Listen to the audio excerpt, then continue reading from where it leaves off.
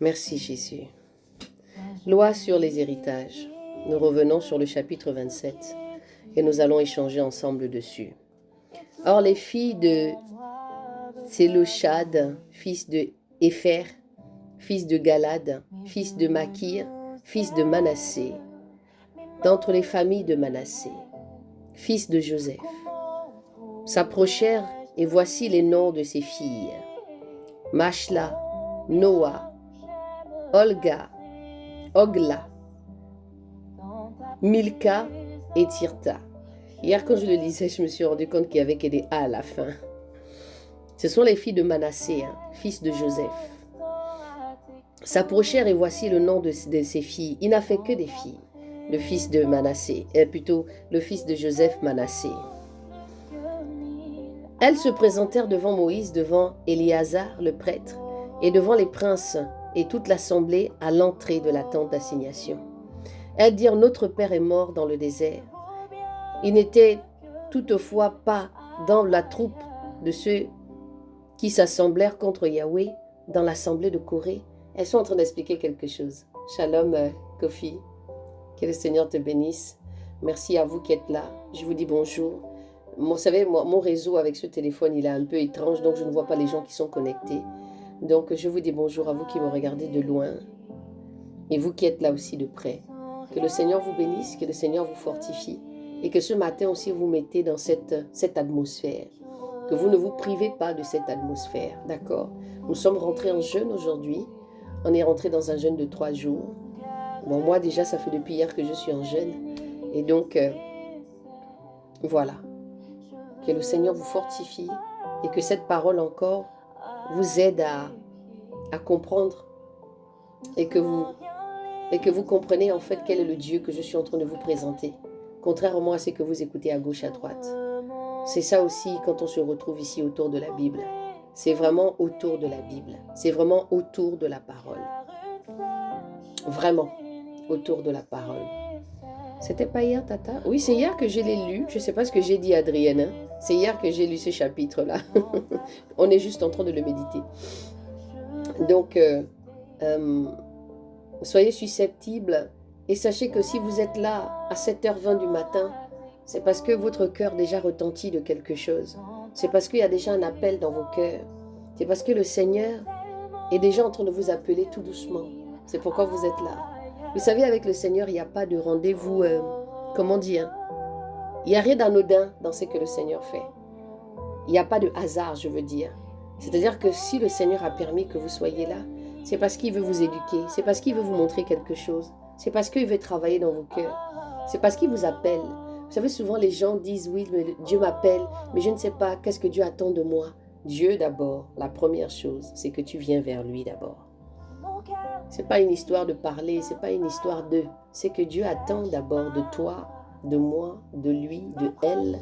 C'est le temps que nous prenons pour être dans sa présence, pour venir écouter les instructions, pour venir guérir le cœur, pour venir... Vous savez, c'est comme le rendez-vous d'un époux avec l'épouse. C'est comme le rendez-vous du fiancé avec sa fiancée. Vous savez, quand un homme commence à convoiter une femme, c'est ce que Yahweh fait. C'est quand en fait un homme commence à convoiter une femme. Et donc, qu'est-ce qu'il fait? Il approche lui-même. Il se révèle. Et dans la révélation ici, on peut dire que c'est lui qui se révèle et qui montre à cette femme comment il est charmant, comment il est patient, comment il est puissant, comment il est protecteur, comment dans toute la marche qu'il veut faire avec nous. Waouh, c'est extraordinaire. C'est cette belle rencontre qu'il a fait avec Marie.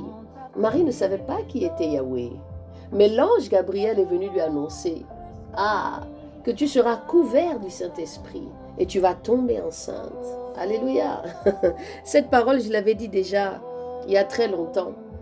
Vous voyez, c'est vraiment l'époux qui embrasse l'épouse. Ici, si on veut être charnel, on dira que cet esprit-là a eu un rapport avec Marie pour avoir cet enfant qui est sorti. Oui, des fois, ça peut dépasser l'entendement, mais c'est la révélation de Christ. Amen. Alors, notre Père Ici, les filles de Manassé sont en train d'expliquer quelque chose à Moïse, que notre père n'a pas fait partie, en fait, des histoires qui se sont passées auparavant, parce qu'ils ne se sont pas révoltés par rapport à Corée et ses acolytes, d'où la bouche de la terre s'est ouverte. Donc, elles sont en train de plaider parce qu'elles se retrouvent sans héritage. Et à l'époque, Dieu donnait seulement les héritages aux hommes. Donc, elles venaient plaider. Est-ce que vous vous rendez compte un peu de la force de la femme? Oh, merci Seigneur pour ta révélation. Est-ce que vous voyez comment les femmes se sont levées? Elles se sont encore levées à nouveau pour venir devant Moïse, leur dire, « Ah, notre père n'a pas participé à ce qui s'est passé avec Corée. » Parce que vous allez remarquer que les 5 livres ici de la Torah, la Genèse, l'Exode, Lévitique, Deutéronome et Nombre, c'est vraiment la base de ce que Dieu nous donne dans les instructions où il veut nous emmener. C'est pourquoi l'Ancien Testament, là, comme on l'appelle communément, l'Ancien Testament est combattu. Parce que toutes les lois, on appelle ça le livre de la loi. C'est pourquoi les gens veulent enlever ça, pour seulement rester sur les autres livres. Mais ça, c'est les instructions que Dieu a données. Vous comprenez? La Torah, le livre de la loi, c'est la main de Dieu. C'est lui-même qui a écrit ce livre-là. Par le biais de Moïse. Moïse n'a rien fait. Il est allé juste à la montagne. Et puis il a pris les plaques. Et il a mis ça dessus. Mais c'est Yahweh qui l'a inspiré. C'est le Yahweh qui est venu le chercher pour délivrer ce peuple-là. Donc voici que ces femmes viennent dire nous aussi, donc on n'a rien. Parce que c'est quand même le fils de Joseph. Nous savons qui était Joseph. Joseph était le gouverneur, le fils de Jacob. Donc vous voyez qu'il a quand même une place aussi à avoir quelque chose dans cette lignée, puisque nous sommes dans les héritages. Ah, on va revenir dessus. Notre père est mort dans le désert. Il n'était toutefois pas dans la troupe de ceux qui s'assemblèrent contre Yahweh dans l'assemblée de Corée. Donc c'est-à-dire que Joseph était il est mort dans le désert. Non, il était de l'autre côté. Joseph est mort en Égypte. Il est mort en Égypte. Mais il est mort, mais il est mort dans son péché. Et il n'avait point de fils. Pourquoi le nom de notre père serait-il retranché de sa famille? Parce qu'il n'a point eu de fils. Est-ce que vous voyez comment ces femmes-là sont toujours en train de plaider? Et c'est le caractère de la femme. La femme est toujours en train de regarder des choses que les hommes ne voient pas. Ou même que Dieu ne voit pas des fois. Mais bon, là encore c'est autre chose, ne rentrez pas là-bas. Ça c'est moi des fois des fois je mélange les choses comme ça. Mais elles viennent dire, la femme a toujours été cette femme-là qui vient toujours plaider. Mais c'est mon mari, mais c'est mon enfant. Non, mais pourquoi vous faites ça à mon mari? La femme a toujours pris la part comme ça. Et là, elles viennent en fait batailler pour l'héritage. Elles viennent dire non, nous aussi on a des droits. Attention, je ne suis pas ici en train de vous dire que ça y est, vous devez vous révolter. C'est pas ce que je vais dire. On doit se comprendre ici dans l'esprit par rapport à ce qui se passe. À l'époque, c'était les hommes. C'était les hommes que le Seigneur fait. Voilà, c'était ça. C'est pourquoi aujourd'hui, vous voyez certaines choses se faire encore. Ils n'ont pas compris que quand Jésus est venu, il est venu nous rendre libres. Non seulement par rapport à la femme samaritaine, à Marie de Magdala, parce que c'est Jésus qui parlait avec les femmes quand il était là. À la femme pécheresse. Toutes ces choses-là, c'est Jésus. Quand vous regardez bien, vous lisez la Bible, vous allez voir que c'est Jésus qui parlait aux femmes. Et que même les apôtres avaient du mal à parler avec des femmes extérieures, hormis celles qui étaient avec eux. Mais il est mort dans son péché et il n'avait point de fils. Pourquoi le nom de notre père serait-il retranché de sa famille? Parce qu'il n'a point eu de fils. Donne-nous une possession parmi les frères de notre père. Moïse rapporta leur cause devant Yahweh. Et écoutez ce que Yahweh dit. Et Yahweh parla à Moïse en disant, les filles de Tselophshad ont parlé droitement. Tu leur donneras un héritage. Tu leur donneras à posséder parmi les frères de leur père et tu leur feras passer l'héritage de leur père. Tu parleras aussi aux enfants d'Israël et tu leur diras, lorsqu'un homme mourra sans avoir de fils, vous ferez passer son héritage à sa fille. Et écoutez bien cette partie-là. Cette partie-là nous amène à ce que nous vivons au jour d'aujourd'hui. C'est-à-dire que la loi, là, on l'a mis aussi dans les institutions. Quand quelqu'un décède, et que moi, par exemple, si je décède, et que si j'ai la personne la plus proche qu'on va donner l'héritage, c'est d'abord mes enfants. On va chercher d'abord les enfants. Maintenant, si les enfants aussi ne sont pas là, on va aller chercher l'oncle, on va aller chercher la famille, on va aller chercher un parent, lien direct, pour pouvoir donner l'héritage. C'est pour vous dire tout simplement que tout ce qui se passe aujourd'hui a déjà été. Exactement, mais l'Afrique a une autre vision de l'héritage. Ah, Zaza, il faut laisser seulement comme ça.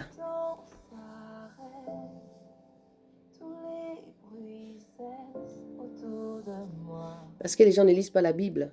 Tu parleras aussi aux enfants d'Israël et tu leur diras, lorsqu'un homme mourra sans avoir de fils, vous ferez passer son héritage à sa fille. S'il n'a pas de fille, vous donnerez son héritage à ses frères.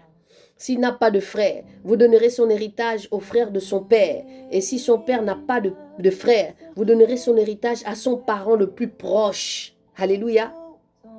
De sa famille. Et il possédera. Et ce sera pour les enfants d'Israël une ordonnance de droit. Et cette parole, elle est dans le droit. Donc c'est pour vous dire que ce qui se passe aujourd'hui a déjà été. Et ce sera pour les enfants d'Israël une ordonnance de droit, comme Yahweh l'a ordonné à Moïse. Amen, amen, amen. Soyez délivrés par cette parole. C'est pourquoi tout à l'heure, Zaza a donné une parole de connaissance, que nous ne devons pas nous éloigner du livre de la loi. C'est de par ce livre-là qu'on va réussir même dans nos entreprises. Parce que la Bible nous montre la gérance. La Bible nous montre toutes les lois que nous voyons ici, là. Elle est là. Et elle nous montre comment nous devons nous comporter avec nos enfants, dans l'enseignement, dans plein de choses. La Bible est vraiment ce livre-là qui nous ramène encore à une certaine réalité. Parce qu'aujourd'hui, le monde est en train de partir en cacahuète. Et si on n'a pas ce livre, je ne sais pas. Je ne sais pas. Moi, je n'étais pas quelqu'un qui lisait. La seule chose que je lis, moi, au jour d'aujourd'hui, c'est la Bible. Après, maintenant, je commence à me délivrer un peu de lire un peu autre chose. Mais quand je lis autre chose, j'ai un peu du mal parce que ça me ramène toujours à la Bible. Parce que je trouve que les gens réfléchissent trop. Alors que le Seigneur, il est formel et que quand je lis la Bible, la manière dont il parle à chacun de nous, dans l'inspiration qu'il peut donner, j'ai dit, waouh, Seigneur, c'est extraordinaire. Vous savez, c'est comme si j'étais assise en fait dans un feu de bois. Ah oui, c'est ce que j'ai vu aussi tout à l'heure. Quand Laurent a commencé à prier, j'ai vu qu'on était tous entourés, comme dans un... On était tous entourés au milieu d'un feu. Et le Seigneur était avec nous. On était tous en cercle là, comme ça. Et puis il était en train de nous parler. C'est pourquoi j'ai dit que ce matin, c'est un matin encore un peu spécial. Alléluia. La Bible est vraiment le livre qui nous donne à apprendre. C'est pourquoi Satan éloigne les hommes de ce livre-là. Parce que c'est un livre de révélation. Moi, j'ai vu quelqu'un dire, c'est en lisant la Bible que j'ai eu la révélation de créer tel et tel et tel produit. Parce que ça nous amène quelque part. Moïse voit de loin le pays promis aux fils d'Israël. Voilà. Si j'ai voulu méditer ce chapitre encore, c'est parce que Moïse ne va pas rentrer dans le pays que Yahweh donne aux enfants d'Israël. Pourquoi? À cause du rocher.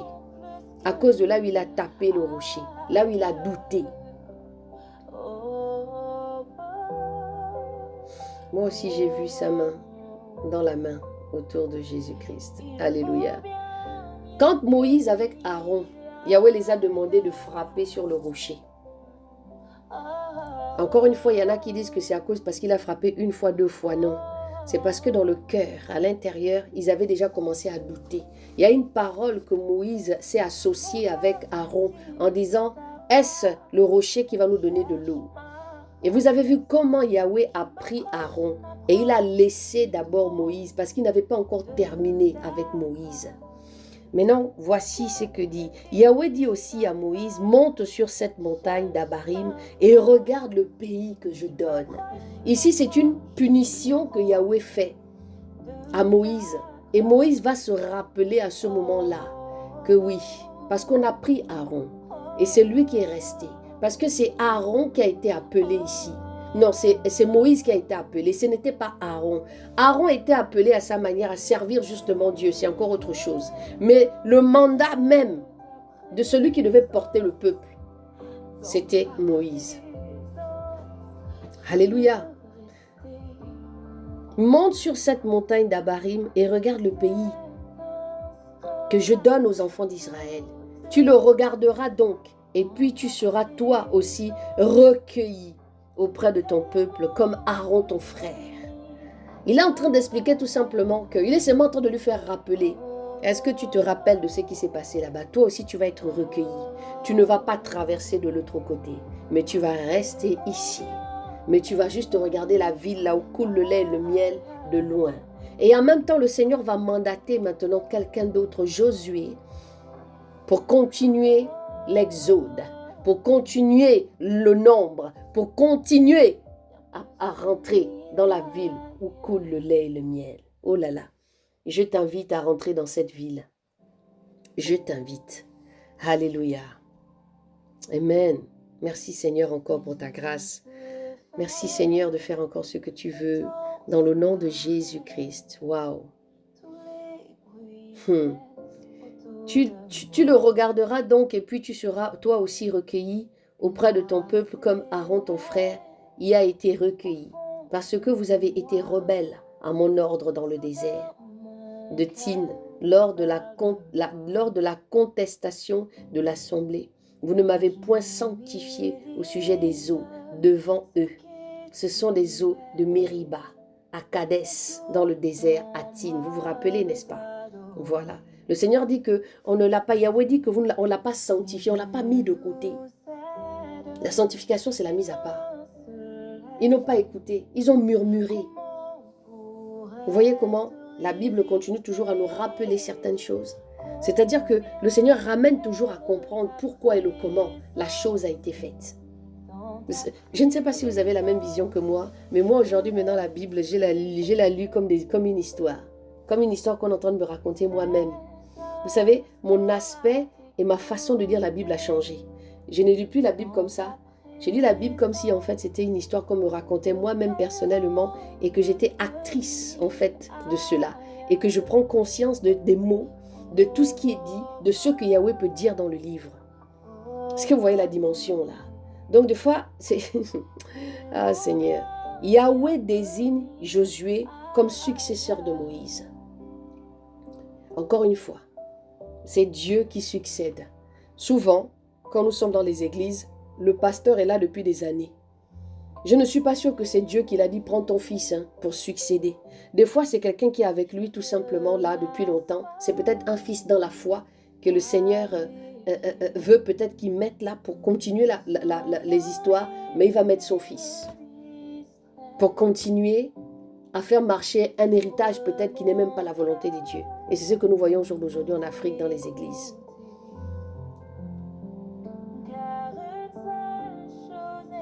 Ok, il n'y a pas de souci, Zaza. Vous voyez un petit peu.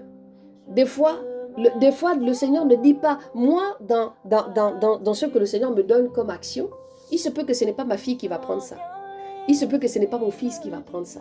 Il se peut que ça va être quelqu'un que je vais enseigner.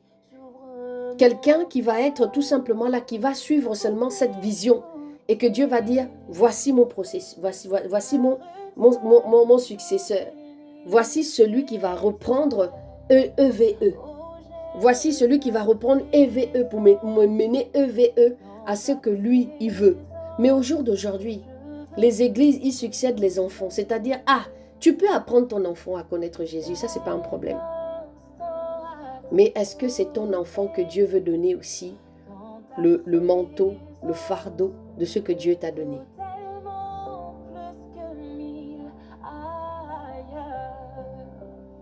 Oh, oh, oh, oh. Alléluia. Ça, c'est important à comprendre. C'est très important à comprendre. C'est très, très important à comprendre. Que nous comprenons que ce n'est pas avec nos désirs que le Seigneur choisit. Le Seigneur a choisi Éléazar. Éléazar était le fils d'Aaron. Et il est parti, il a enlevé les vêtements. Et Aaron est parti là comme ça. Comme si en fait on avait juste claqué les doigts et puis il a dormi. Et là maintenant le Seigneur est en train d'amener Moïse à comprendre que ça y est, je te montre la ville. Maintenant celui qui va rentrer dans cette ville-là, c'est Josué. Et il va donner maintenant les instructions à Josué. Est-ce que vous voyez? Merci Seigneur encore. Sois béni mon Dieu mon roi. Je vous laisse ici sur TikTok ou Facebook ou que le Seigneur vous bénisse. Allez-y vous abonner tout simplement sur Facebook, Eau de Vie Édifie, pour suivre la continuité de cette méditation.